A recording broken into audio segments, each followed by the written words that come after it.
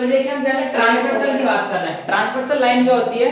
Transversal line वो line होती है, कोई भी लाइन हुई, कोई भी लाइन जो है ना, कोई भी ऐसी दो लाइन, दो या मोर देन टू और मोर देन टू, दो या दो से ज्यादा किसी भी लाइन को एक तीसरी लाइन जो है ना इंटरसेक्ट करती है, दोनों लाइन को क्या करती है? इंटरसेक्ट करती है, तो हम उसको बोलते हैं ट्रांसवर्सल लाइन।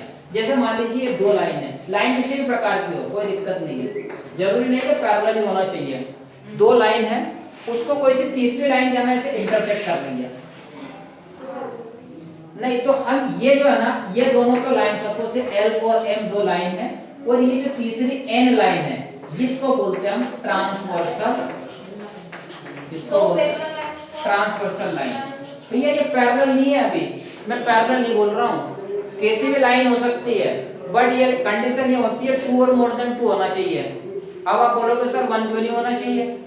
मैंने एक लाइन ये ले ली और दूसरी लाइन मैंने ये डाल दी, क्या ये ट्रांसवर्सल लाइन है क्या?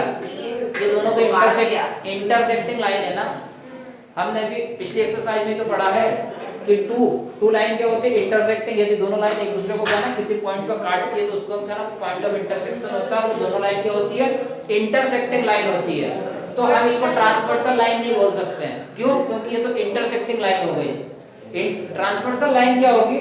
जब कोई सी लाइन क्या ना टू और मोर देन टू लाइन को इंटरसेक्ट करेगी, टू और more than line, two and more than two line को क्या करेगी? वो इंटरसेक्ट करेगी। तब ये जो तीसरी लाइन रहेगी ना उसको हम क्या बोलेंगे? Transversal line. मतलब जो भी लाइन उनको काटेगी, जो भी लाइन क्या करेगी? उन दोनों लाइन को इंटरसेक्ट करेगी, उसको हम बोलेंगे ट्रांसवर्सल लाइन। जैसे सपोज एक लाइन ये है, एक लाइन ये है, एक लाइन ये है, ये कितनी लाइन हो गई? 3 लाइन हो गई, L M N। तो P लाइन इसको इंटरसेक्ट कर रही है, P लाइन क्या कर रही है? इंटरसेक्ट। तो इसमें से ट्रांसवर्सल लाइन कौन सी है? P line. ये जो P लाइन है ना, ये है ट्रांसवर्सल लाइन, ठीक है। तो ट्रांसवर्सल लाइन समझ में आया कौन सी होती है? ट्रांसवर्सल लाइन वो लाइन होती है जो two and more than two, या तो दो या दो से ज्यादा लाइन को क्या ना इंटरसेक्ट करती है, दोनों लाइन को करना चाहिए। तो वो जो इंटरसेक्ट करते हैं ना उस लाइन को हम बोलते हैं ट्रांसवर्सल लाइन। आया समझ में ट्रांसवर्सल भी?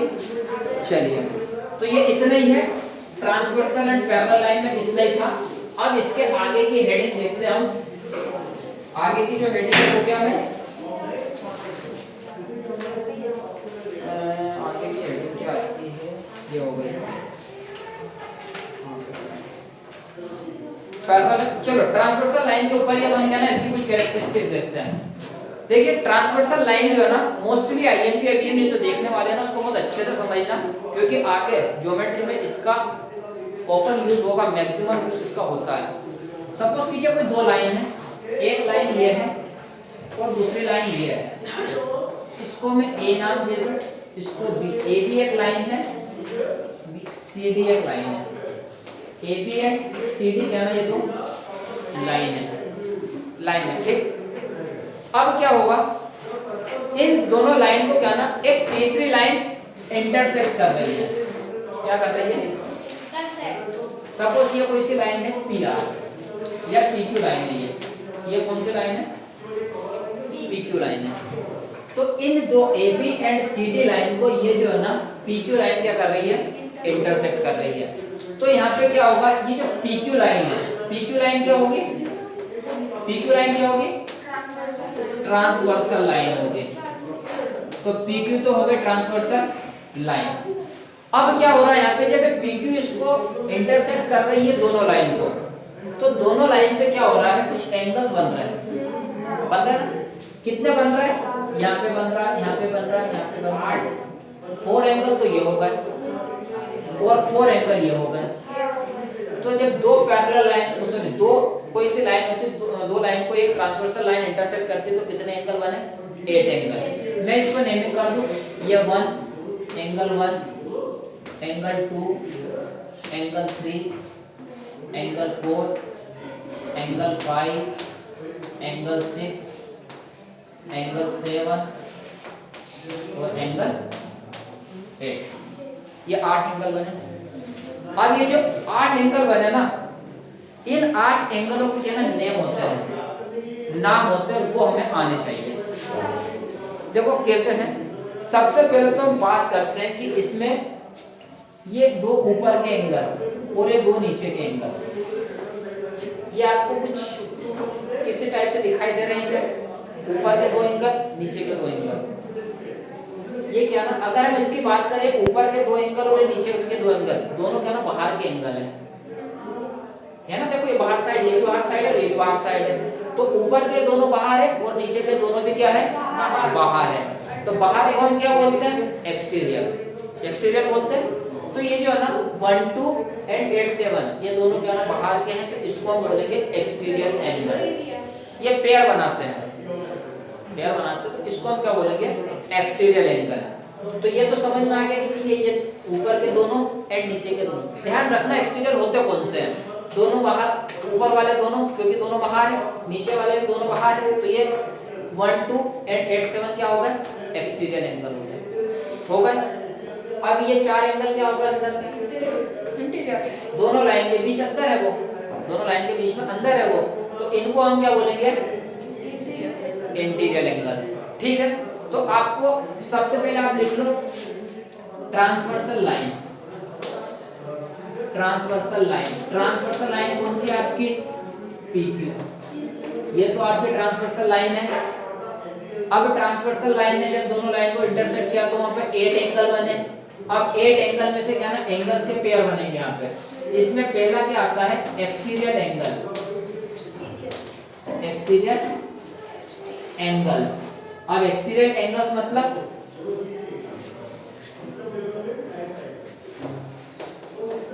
एक्सटीरियर एंगल, एक्सटीरियर एंगल मतलब बाहर के।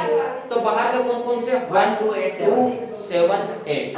तो ये हो गया angle 1 and angle 2, angle 7 and angle 8। ये आठों एंगल क्या होगा? बाहर के एंगल। तो इनको हम क्या बोलेंगे? Exterior angle. अब इसमें अंदर के एंगल भी बन रहे हैं, उनको हम क्या बोलेंगे? Interior angle. तो दूसरी चीज आ जाएगी इंटीरियर एंगल। Interior angles. अब इंटीरियर एंगल्स देखिए इसमें कौन कौन से हैं?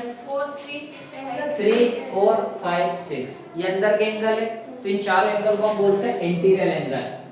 Angle 3 and angle 4 and angle 5 and angle 6 ये क्या होगा? इंटीरियर एंगल होगा। ठीक है, आया समझ में? और यदि मैं बात करूं ओनली AB लाइन की और PQ लाइन की। ये AB लाइन है और ये PQ लाइन है। AB लाइन PQ लाइन है, ये AB है और ये क्या है? PQ। अब देखो ये दोनों लाइन की बात कर रहा हूं। ये ट्रांसवर्सल लाइन क्या है? इन दोनों को क्या आपस में यहाँ पे इंटरसेक्ट कर रही है। एक लाइन की बात कर रहा हूँ। जब ये इंटरसेक्ट यहाँ पे कर रही है तो this angle will be equal to this angle. Why? Vertically हम पढ़ चुके हैं कि जब भी क्या ना दो लाइन एक दूसरे को इंटरसेक्ट करती है तो उसके जो वर्टिकल अपोजिट एंगल होते हैं वो क्या होते हैं? इक्वल होते हैं। तो देखो ये क्या ना, ये दोनों क्या है? Angle vertical opposite. अभी इक्वल की बात नहीं कर रहा, बस हाँ ये वर्टिकली अपोजिट एंगल है, इक्वल की बात नहीं कर रहा है। ये वाला एंगल इसका क्या ना वर्टिकल अपोजिट एंगल है। ये वाला एंगल इसका क्या है? ये मैंने इन चार एंगल की बात की। एंगल 2 एंगल 4 का क्या है? वर्टिकल अपोजिट है। एंगल 1 एंगल 3 का क्या है? वर्टिकल अपोजिट एंगल है। एंगल 5 किसका वर्टिकल अपोजिट होगा? एंगल 6 किसका वर्टिकल अपोजिट होगा? तो यहाँ पे एक चीज और मिली हमें, वर्टिकल अपोजिट एंगल। तो थर्ड आप यहाँ पे नोट कर सकते हो vertically opposite angle. Vertically opposite angles. ठीक है। तो यहाँ पे वर्टिकल अपोजिट एंगल के क्या क्या पेयर बनेंगे? यहाँ पे ये किसमें पेयर में रहेंगे? ये जो है ना पेयर में। तो ये पेयर में क्या रहेगा कि एंगल 2 किसका? एंगल 2 का वर्टिकल अपोजिट एंगल क्या होगा? एंगल 4। ये पेयर में रहेंगे, ध्यान रखना है। एंड एंगल 1 का वर्टिकल अपोजिट एंगल क्या रहेगा? एंगल 3। उसी प्रकार यहाँ पे क्या हो जाएगा? एंगल 5 का वर्टिकल अपोजिट एंगल क्या हो जाएगा?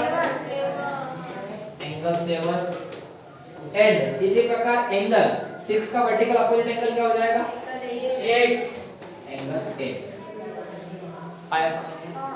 तो अभी आपने क्या देखा कि किसी दो लाइन को ट्रांसवर्सल लाइन इंटरसेक्ट करती है तो उसमें क्या ना अभी आपने तीन चीज निकाली, उसमें एक्सटीरियर एंगल्स होते हैं, इंटीरियर एंगल्स होते हैं एंड वर्टिकल अपोजिट एंगल्स होते हैं।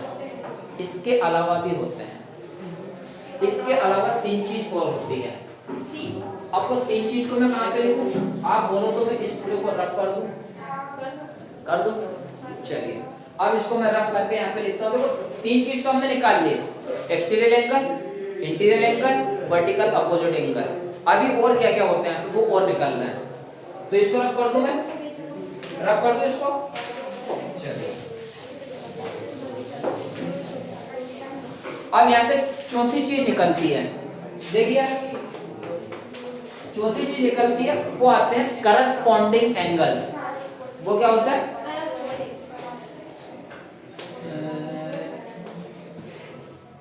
Corresponding,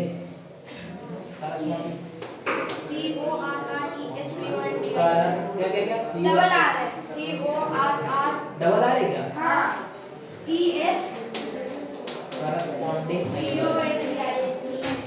corresponding angles. अब करस्पॉन्डिंग एंगल्स क्या होता है, देखो करस्पॉन्डिंग का मतलब क्या होता है,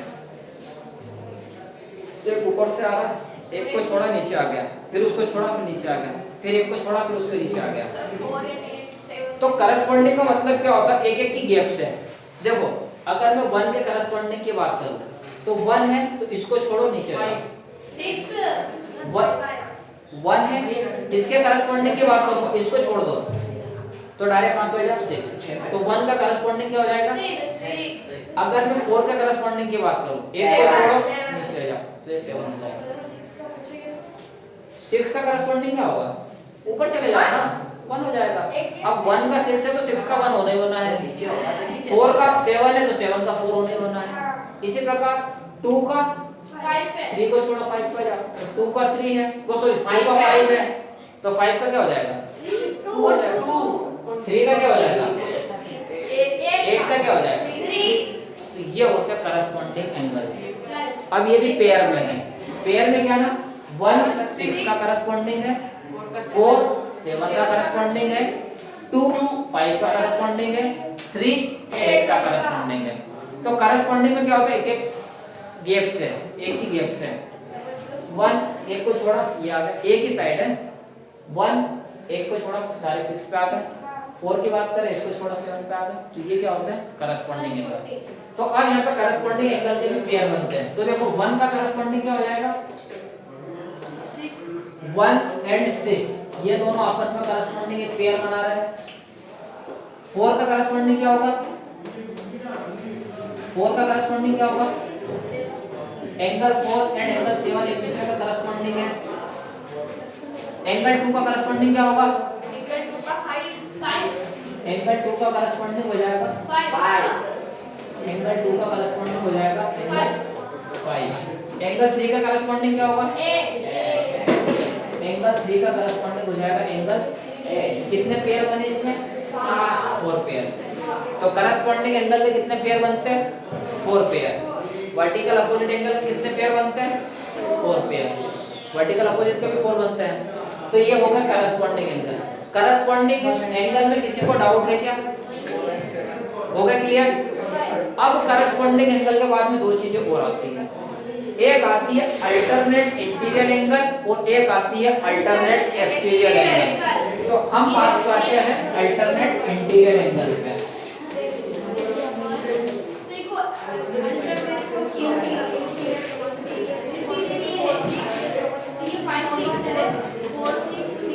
आवाज नहीं, देखिए अल्टरनेट इंटीरियर, अल्टरनेट तो बाद में देखेंगे। इंटीरियर की बात आ रही तो हमें किस पे बात करनी है, ओनली अंदर के एंगल पे, अंदर वाले एंगलों पे ही बात करनी है, क्योंकि इंटीरियर लिखा है ना, इंटीरियर एंगल अल्टरनेट इंटीरियर, तो हम ओनली इंटीरियर एंगल्स पे ही बात करेंगे। अब अल्टरनेट क्या होता है, खो खेलते हो ना, खो खेलते हो जब एक इधर से आता है ऐसे अल्टरनेट से जाते हो ना, इस साइड गए फिर एक को क्रॉस किया इसे जाते हो ना, तो अल्टरनेट का मतलब वही होता है। जैसे ये लाइन है, आप पहले इधर से आओगे, इधर आओगे, फिर इधर से वापस इधर जाओगे, फिर इधर आओगे, फिर इधर आओगे, तो ये अल्टरनेट तो हो रहा है। इसको क्या बोलते हैं? अल्टरनेट। ठीक है ना? इसका फ्लो खेलते हो आप, है ना? जेड बनता है जैसे उल्टा एस बनता है, तो ये अल्टरनेट होगा ना। तो देखो अल्टरनेट इंटीरियर की बात हो रही है, अल्टरनेट हमें इन इंटीरियर एंगल्स पे बात करना है। अब यहाँ पे अल्टरनेट क्या होगा? ये 3 है, 3 का अल्टरनेट क्या हो जाएगा? इधर आया फिर इधर आ गया, 3 का अल्टरनेट एंगल होगा एंगल 6। उसी प्रकार 4 का अल्टरनेट इंटीरियर एंगल क्या हो जाएगा? 5। बस यही अल्टरनेट इंटीरियर एंगल है। ठीक है, इसके भी पेयर बनेंगे, पेयर बन रहा ना, 3 का 6 है, 4 का 5 है।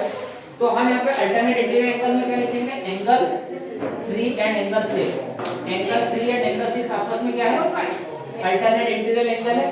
उसी प्रकार एंगल 4 एंड एंगल 5 ये आपस में क्या है? अल्टरनेट इंटीरियर एंगल है। ठीक है, ये तो होगा alternate interior angle. Alternate interior angle में कितने पेयर बन रहे हैं? अल्टरनेट इंटीरियर एंगल में कितने पेयर बन रहे हैं? तो ओनली 2 पेयर बन रहे हैं। ये चीज अपने को पता होना चाहिए। अल्टरनेट इंटीरियर एंगल में 2 पेयर बन रहे हैं, करस्पॉन्डिंग एंगल में 4 पेयर बन रहे हैं, वर्टिकल अपोजिट एंगल में भी 4 पेयर बन रहे हैं। अब एक चीज और आती है अल्टरनेट एक्सटीरियर एंगल। ठीक है, तो 6 पार्ट है हमारा अल्टरनेट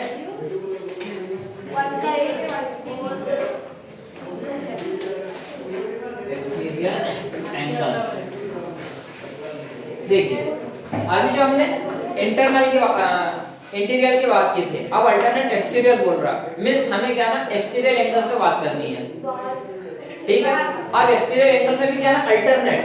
तो अल्टरनेट में वही चीज, इस साइड वाला इस साइड वाला। तो पहले तो एक्सटीरियर एंगल ये दोनों है, 2 ऊपर के और 2 नीचे के। तो इसका अल्टरनेट एक्सटीरियर क्या हो जाएगा? 1 का एक्सटीरियर अल्टरनेट एक्सटीरियर 8। कोई डाउट है क्या? कोई डाउट है क्या? नहीं है। वॉइस तो इसमें भी पेयर बने, एंगल 2 एंड एंगल 2 का एक्सटीरियर एंगल क्या आ गया? अल्टरनेट एक्सटीरियर एंगल 7 आ गया। उसी प्रकार एंगल 1 का अल्टरनेट एक्सटीरियर एंगल क्या आ गया? 1 का 8। ठीक है, तो ये होगा अल्टरनेट एक्सटीरियर एंगल। कितने पेयर? इसमें कितने पेयर बन रहे हैं? 2 पेयर। इसमें क्या है? 2 पेयर बन रहे हैं, इसमें भी 2 पेयर, इसमें 4 पेयर, वर्टिकल अपोजिट में भी 4 पेयर बनते हैं। अब इसी में एक चीज और आती है, इसमें एक चीज आती है, उसको बोलते हैं हम को इंटीरियर एंगल्स। क्या बोलते हैं उसको? को इंटीरियर एंगल्स। को इंटीरियर को हम क्या ना, को इंटीरियर का मतलब होता है, या फिर को बोलते हैं कॉन्जिक्यूटिव। कॉन्जिक्यूटिव का मतलब होता है लगातार। कॉन्जिक्यूटिव, इसको को इंटीरियर को ये भी बोलते हैं कॉन्जिक्यूटिव। कॉन्जिक्यूटिव इंटीरियर एंगल भी बोलते हैं इसको, कॉन्जिक्यूटिव इंटीरियर एंगल। या फिर एक चीज और बोलते हैं, एलाइड एंगल भी बोलते हैं इसको। क्या बोलते हैं? एलाइड एंगल बोलते हैं। ये एलाइड एंगल हम 11th क्लास में पढ़ेंगे, 11th क्लास में आपको पता चलेगा। आपको क्या ना उन्हें को इंटीरियर एंगल्स पे ध्यान रखना है। को इंटीरियर एंगल या फिर को बोलते हैं कॉन्जिक्यूटिव, तो कॉन्जिक्यूटिव इंटीरियर एंगल्स पे इसको बोलते हैं। अब देखिए को इंटीरियर एंगल, को का मतलब होता है कॉन्जिक्यूटिव, हिंदी में कॉन्जिक्यूटिव का मतलब लगातार, लगातार भी होता है ना कॉन्जिक्यूटिव मींस। और इंटीरियर मतलब अंदर के लगातार एंगल। अब अंदर के लगातार एंगल कौन से? देखो ये चारों अंदर के एंगल है। अब बात हो रही है लगातार, तो लगातार देखो ये 3 और 4 कॉन्जिक्यूटिव है, उसी प्रकार 4 और 6 क्या है? कॉन्जिक्यूटिव है। तो इनको बोलते हैं को इंटीरियर एंगल्स। ध्यान रखना, को interior angles consecutive line transversal line के एक साइड के एंगल होते हैं, लगातार मींस एक ही साइड के होंगे। तो यहाँ पे 3 एंड 5 दोनों ट्रांसवर्सल लाइन के एक ही साइड के एंगल है, तो इनको हम बोलते हैं कॉन्जिक्यूटिव इंटीरियर या फिर को इंटीरियर एंगल्स। तो ये 3 एंड 5 ये जो है ना को इंटीरियर एंगल है। इसी प्रकार 4 एंड 6 क्या है? को इंटीरियर एंगल है। ठीक, तो यहाँ से एक चीज ये आ गई है को इंटीरियर एंगल, ये 7। बस यहाँ पे आपके ये जो है ना सारे एंगल्स इसमें खत्म हो जाएंगे। को इंटीरियर एंगल्स या फिर कॉन्जुगेटिव एंगल्स या फिर एलाइड एंगल्स। ठीक है, तो को इंटीरियर एंगल क्या हो जाएगा? एंगल 3 एंड एंगल 5, ये भी पेयर में आएंगे, और एंगल 4 एंड एंगल 6, ये क्या होगा? को इंटीरियर एंगल्स होगा। ओके, अब यहीं पे को इंटीरियर एंगल्स की एक क्या ना कंडीशन होती है, वो कंडीशन में आगे बताऊंगा। वैसे ये बता देता हूँ, कभी भी जो को इंटीरियर एंगल्स होते हैं ना, को इंटीरियर एंगल से मतलब ये पेयर में होंगे, ये दोनों को इंटीरियर एंगल्स है, ये हमेशा सप्लीमेंट्री एंगल होते हैं। सप्लीमेंट्री एंगल क्या होते हैं? दो एंगलों का सम यदि 180 डिग्री होता है तो वो सप्लीमेंट्री होते हैं। तो हमेशा जो को इंटीरियर एंगल होंगे ना, उनका सम हमेशा 180 डिग्री ही होता है। दो एंगल की बात कर रहा हूँ, ये दोनों यदि को इंटीरियर एंगल है तो इन दोनों का सम क्या होगा? अगर ये दोनों को इंटीरियर एंगल है तो इन दोनों का सम क्या होगा? एंगल 4 प्लस एंगल 6 180 डिग्री होगा। तो को इंटीरियर एंगल जो होते हैं ना वो सप्लीमेंट्री एंगल होते हैं, मतलब उन दोनों का सम क्या होगा? 180 डिग्री होगा। ठीक है, तो ये जो है ना हमने पैरेलल लाइंस एंड ट्रांसवर्सल जो लाइन पढ़ी ना, हमने जितनी भी इसमें से चीज निकाल के लेके आए हैं वो सारी आपको आनी चाहिए। ओके, अब हम आगे देखते हैं आगे क्या बोल रहा है। आगे आपका एक एग्जाम्स आ रहा है। अब देखिए एग्जाम 6.3, एग्जाम्स मैंने बताया था, एग्जाम्स का ना प्रूवन स्टेटमेंट होते हैं, उसको प्रूव करने की आवश्यकता नहीं होती, वो पहले से मैथमेटिशियन ने उनको क्या ना प्रूव कर चुके हैं। तो अब हमें क्या ना ओनली उसके बारे में सिर्फ वो बता रहे, स्टेटमेंट देते हैं, ओनली प्रूव करने की आवश्यकता नहीं होती है। तो एग्जाम्स बोल रहा है if a transversal intersect two parallel line then each pair of corresponding angle is equal। क्या बोल रहा है? एक बार आप भी पढ़ो, मैं इसको रन कर रहा हूँ है, क्योंकि मेरे को यहाँ पे क्या ना बनानी पड़ेगी डायग्राम। एग्जाम्स बोलता है कि कोई ट्रांसवर्सल लाइन है, कोई ट्रांसवर्सल इंटरसेक्ट लाइन है जो किसी दो पैरेलल लाइन को क्या करती है? इंटरसेक्ट करती है। तो उसके जो करस्पॉन्डिंग एंगल्स होते हैं वो सारे इक्वल होते हैं। पेयर में होंगे करस्पॉन्डिंग एंगल्स, तो वो सारे पेयर क्या होंगे? इक्वल होंगे। तो ये आपको एग्जाम 6.3 बता रहा है। एग्जाम 6.3 लिखूंगा नहीं, सभी लोगों के पास बुक होनी चाहिए। तो if a transversal intersects two parallel line then each pair of corresponding angles is equal। तो वो बोल रहा है कि कोई ट्रांसवर्सल लाइन है और दो पैरेलल लाइन को यदि मान लो इंटरसेक्ट करता है तो उसके करस्पॉन्डिंग एंगल्स आपस में क्या होते हैं? इक्वल होते हैं। तो सपोज करो ये दो पैरेलल लाइन है, ये लाइन L है और ये लाइन M है, ये दोनों क्या ना पैरेलल लाइन है। पैरेलल लाइन को हम ऐसे रिप्रेजेंट करते हैं L पैरेलल टू M, ये पैरेलल का साइन होता है, ये साइन किसका होता है? पैरेलल का, L पैरेलल टू M। तो यहाँ पे है L parallel to M, L और M दोनों क्या ना पैरेलल लाइन है। अब इसको क्या ना कोई ट्रांसवर्सल लाइन इंटरसेक्ट कर रही है, इसको क्या ना इस पैरेलल लाइन को ट्रांसवर्सल लाइन इंटरसेक्ट कर रही है। तो ये कौन सी लाइन है? Transversal line.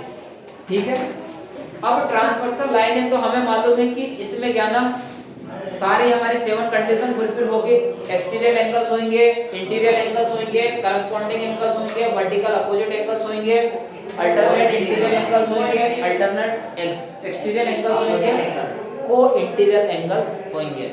तो एग्जाम्स पे वो हमें बोल रहा है कि इसके जो करस्पॉन्डिंग एंगल्स होंगे वो आपस में क्या होंगे?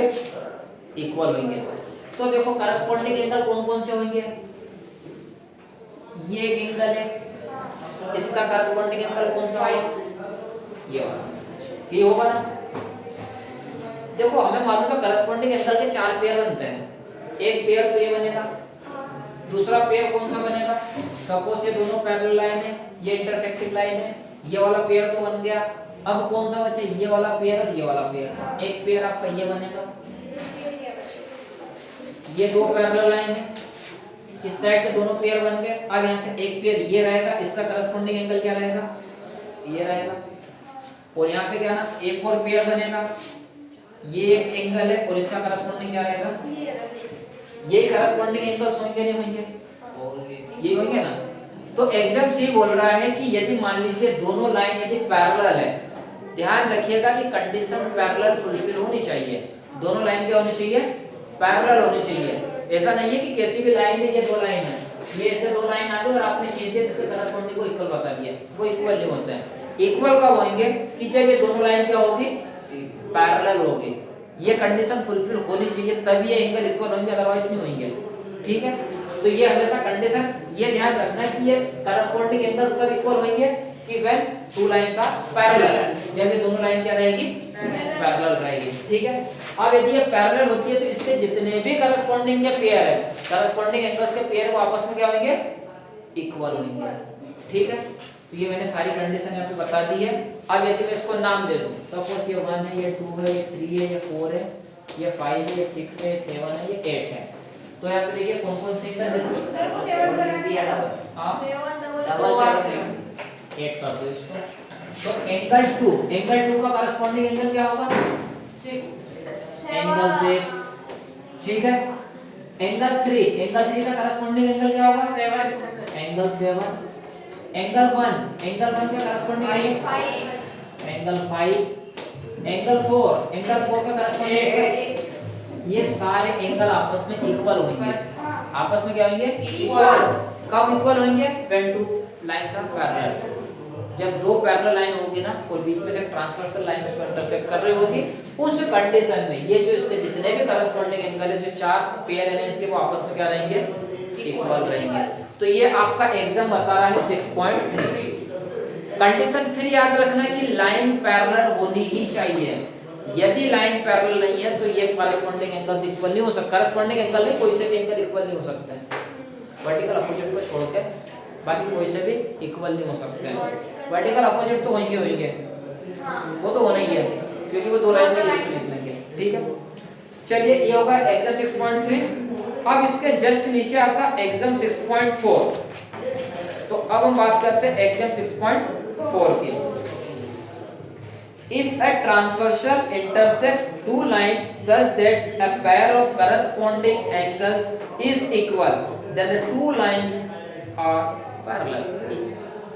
Two lines are parallel to each other.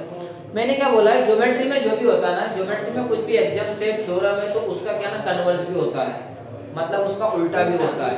अभी हमको क्या बोला था कि यदि दो लाइन पैरेलल और तीसरी ट्रांसवर्सल लाइन क्या ना उसको इंटरसेक्ट कर रही है तो करस्पॉन्डिंग एंगल सारे क्या होते हैं, इक्वल होते हैं। अब एग्जाम 6.4 में उसका उल्टा बता रहे हैं। उल्टा क्या बता रहे हैं कि यदि मान लीजिए कोई दो लाइन है और एक ट्रांसवर्सल लाइन उन दोनों लाइन को क्या कर रही है, इंटरसेक्ट कर रही है, और यदि अब वहां पे जो भी करस्पॉन्डिंग एंगल्स बन रहे हैं वो करस्पॉन्डिंग एंगल्स यदि आपस में इक्वल है तो वो जो दोनों लाइन है ना वो पैरेलल होगी।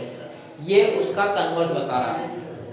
वही चीज है ये जो मैंने यहाँ पे बताया ना, सेम चीज, बस उसका क्या ना उल्टा बोला जा रहा है, कन्वर्ट बोलते हैं उसको, तो उसका क्या ना उल्टा बोला जा रहा है। क्या बोल रहा है, if a transversal intersect two line, ये एक ट्रांसवर्सल है और इस टू लाइन को क्या कर रही है, इंटरसेक्ट कर रही है, such that a pair of corresponding angle, तो इसके जो करस्पॉन्डिंग एंगल्स के जो पेयर है, इसके करस्पॉन्डिंग एंगल के पेयर क्या है, करस्पॉन्डिंग पेयर एंगल्स इक्वल, अगर आपस में क्या है, इक्वल है, तब वो बोल रहा then the two lines are parallel to each other, तब ये जो दोनों लाइन होगी ना, ये दोनों लाइन क्या होगी, पैरेलल होगी। ये उसका कन्वर्स है, कन्वर्स है ना, जो ये अपन ने एग्जाम 6.3 पढ़ा था, ये उसका कन्वर्स हो गया। ठीक है, चलिए आगे क्या है, आगे ये थ्योरम आती है 6.2। ये दोनों एग्जाम समझ में आया आपको? एग्जाम्स को प्रूव करने की आवश्यकता नहीं होती क्योंकि प्रूवन स्टेटमेंट ही होते हैं। अब कभी ऐसी बात आएगी ना, जैसे कि करस्पॉन्डिंग एंगल इक्वल्स क्यों होते हैं, अगर आप ही पूछोगे, आप किसी से पूछते, मैं आपसे पूछूं, तो आप डायरेक्ट ये जवाब दोगे कि सर ये एग्जाम्स दिया हुआ ड्यू टू एग्जाम 6.3 जो करस्पॉन्डिंग एंगल होते हैं वो इक्वल होते हैं। कब, ये दो पैरेलल लाइन क्या होती है, इक्वल होती है। तो मैं आपसे ये नहीं पूछूंगा कि आप इसको प्रूव करके बताएं, होगा सर समझ? ठीक है, तो अब इसके आगे क्या ना कल देखेंगे। थैंक यू, परसों देखेंगे मंडे।